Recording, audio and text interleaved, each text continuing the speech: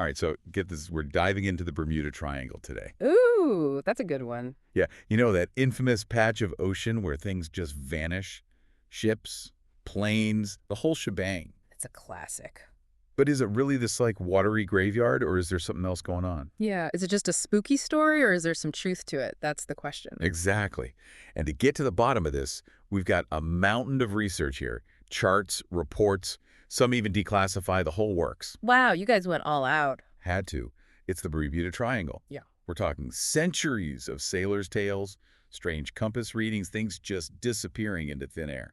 And it's not just some modern myth either, right? I mean, this goes way back. Oh, yeah, way back. I mean, even Christopher Columbus, think about it. 1492, he's sailing along, and bam, weird compass behavior, eerie lights. He even wrote about it in his logbook. Oh, wow. So this mystery's been brewing for centuries. Literally centuries. And, you know, that whole compass thing, it kind of points to one of the biggest theories about the triangle. Oh, you mean like magnetic fields and all that? Exactly. But is that where we're starting? With the wild theories? Or are we easing into it? Let's start with the science. Lay the groundwork. Okay, sounds good. Lay it on me. So the Earth's magnetic field, it's not all uniform, right? There are these weak spots, and guess what? Some think the Bermuda Triangle sits right on one of them. Uh-huh. So that explains the wonky compasses. Yes, sailors, pilots, throughout history, they've all reported these compass malfunctions. Imagine that. You're navigating, and suddenly your compass goes haywire. You're in the middle of the ocean. No GPS back then. It'd be terrifying, especially back in the day, right? Talk about disorienting. And that brings us to Flight 19, right? One of the most famous cases. Yeah, 1945, 5 Navy bombers just gone, vanished on a training flight. And their last messages, they were talking about compass issues, total confusion. Experienced pilots, good weather, and they still got lost, never to be seen again. And get this, the rescue plane sent after them, poof, gone too. It's like something just swallowed them up. And to make it even creepier, no wreckage ever found from any of those planes. It's unsettling, the lack of any trace, Totally. And it's not just planes either. The USS Cyclops, remember that one? Huge Navy cargo ship just disappears in 1918. Over 300 people on board, no distress call, nothing. Just gone. The Cyclops is especially freaky because of its size. I mean, this wasn't some tiny boat. Yeah, it was massive, a giant vessel swallowed by the sea. Makes you wonder what could possibly take down something that big. Well, the Bermuda Triangle is known for another thing, powerful underwater currents, specifically the Gulf Stream. The Gulf Stream, so you're saying that could sweep away a ship that size? It's incredibly strong and unpredictable. I mean, I know the ocean's powerful, but to just erase a ship like that? No trace. It's hard to imagine, but the Gulf Stream, it's not just a straight river. It interacts with other currents, the ocean floor, weather patterns. It can create these rogue waves, especially during storms. So basically, it could just sweep a ship off course, or even worse. Potentially. Okay, so strong currents, that's one for the ships, but what about the planes? Could currents affect them too? Not directly, no, but there's another theory tied to the seabed methane gas eruptions. Methane gas, like what those bubbles you see in swamps, what does that have to do with planes disappearing? It's not exactly swamp gas, but similar idea. Okay. Basically, these eruptions, they release massive amounts of methane from the ocean floor, and if a ship happens to be above one, well, the sudden loss of buoyancy, it could sink incredibly fast. No time for a distress call, just gone. Yeah, it's like the ocean floor just opens up and swallows the ship whole. That's the terrifying thought. It is, and while it's less likely to directly hit a plane, there's this idea that these eruptions could create like pockets of turbulent air, mess with the flight, maybe even cause a crash. Wow, it's like a chaotic mix down there. It's a lot of factors. We're still trying to figure it all out. So we've got these weird magnetic things, powerful currents, methane eruptions popping up. It's like the Bermuda Triangle is a perfect storm of natural phenomena. It kind of is, yeah. But if these are all relatively well-known scientific things, why is the Bermuda Triangle still such a mystery? That's the thing, isn't it? We have these explanations, but it still feels like we're missing something. Like we haven't quite cracked the code. Exactly. I mean, take the Star Tiger and Star Ariel, 2 passenger planes, vanished in the late 40s, seemingly normal conditions, still no solid explanation. So we have these pieces of the puzzle, but the full picture, it's still out there. It is, and maybe that's why people gravitate towards the more outlandish theories, the time warps, the alien abductions, the underwater bases. It's like trying to fill in the gaps, Yeah, right? we want a complete story, and sometimes the scientific ones, they just don't quite cut it. It's like our brains need an answer, even if it's a crazy one. I think there's a human element to it for sure. We crave explanations, especially when we're dealing with something as vast and mysterious as the ocean. It's the ultimate unknown. It really is.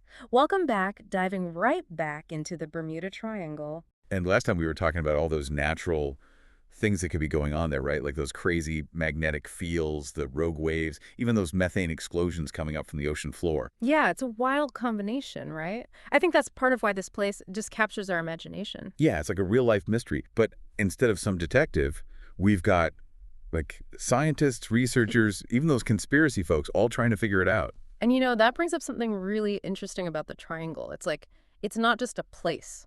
It's an idea, something that's become part of how we all think. Oh, totally. I mean, think about all the books, movies, TV shows, even video games, all inspired by this place. It's a gold mine for stories, like tapping into those fears, those things that fascinate us. Exactly. It plays on those deep anxieties we have about the unknown, right? Like the vastness of the ocean, this feeling that there are forces out there we just can't control. It's that fear of the unknown, right? The idea that something could just vanish, no trace. It messes with our sense of order, that we understand how the world works. But the Bermuda Triangle, it's like it throws all the rules out the window. Yeah, it challenges how we think about reality. We like logic, reason. But the triangle, it whispers about chaos, the possibility that some things are just beyond us. Which brings us to the more, shall we say, out there theories. Yeah. We've talked science, but what about those time warps, alien abductions, underwater bases? Those really get people thinking. Oh, they do. And I think it shows how much we want a full story, especially when science can only go so far. Sometimes we need answers, even if they're way out there. Right, so let's play with some of those ideas. Time warps. Is there any science behind that, or is it pure science fiction? Well, time warps, they come from theoretical physics, like Einstein's theory of relativity. Remember that? It's this idea that massive objects like black holes, they can warp space-time, maybe even create pathways to different times. So it's possible in theory, but we've never actually seen a time warp, right? Right, and even if they did exist, there's nothing saying they're messing around in the Bermuda Triangle. It's a fun thought, but it's just speculation. All right, so time travel, debunked for now. What about alien abductions?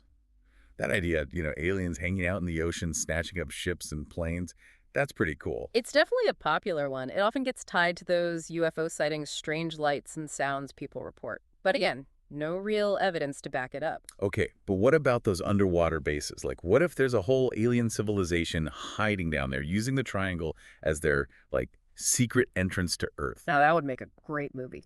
Seriously, though, no scientific reason to believe in underwater alien bases. We've mapped the ocean floor pretty well. No sign of anything like that. So those wilder theories, maybe they don't hold up when you look closely, but they definitely add to the mystery of the Bermuda Triangle.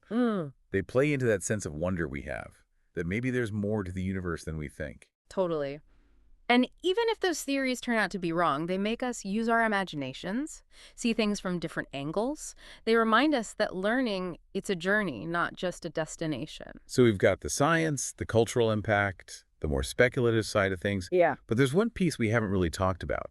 The people involved. I mean, we're talking about ships and planes run by people, navigating a really complex and unpredictable environment. You're right.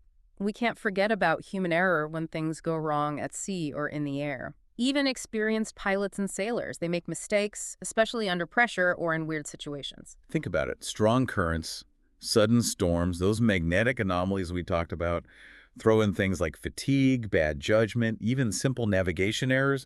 It's a recipe for trouble. And let's not rule out intentional stuff either, like piracy, maybe even insurance scams. It happens, and the ocean's so big, it's easy to get away with things. So it's not always about mysterious forces or supernatural stuff. Sometimes the simplest explanation is the right one. Yeah, like Occam's razor, right. The simplest explanation usually wins. And when we consider the human element, a lot of those Bermuda Triangle mysteries start to seem less mysterious and more about how people behave and how tough navigating this environment really is. All right, welcome back to the last part of our Bermuda Triangle journey. Yeah. We've covered a lot of ground here, huh? The famous disappearances, the natural stuff, even those wild theories, and of course, the human element. Yeah, we've been all over the place, haven't we? From the science to those time warps and aliens, it's been a ride. It really has. But as we wrap up, you know what I keep thinking about? Is the Bermuda Triangle really as dangerous as everyone says? Or is it more like hype than actual danger. That's the question, isn't it? And I think to answer that, we got to remember everything we've talked about. It's a Right. busy place, ships and planes going through all the time, and most of them, they're fine. So it's not like everything that goes in just vanishes. No, not at all. The reality is the triangle, yeah, it's got some unique things going on, like those storms, those currents, the magnetic stuff. But those are things you can deal with if you're prepared. Good planning, good navigation, respect for the ocean. Right. So it's not about pretending those things don't exist. It's about realizing they're part of this whole complex system and we're always learning more about it. Yeah, And with all the technology we have now, it's got to be way easier to navigate those challenges, right? absolutely. Think about GPS, all those radar systems, weather monitoring, communication networks. We've come a long way from those old days, and that's made things a lot safer.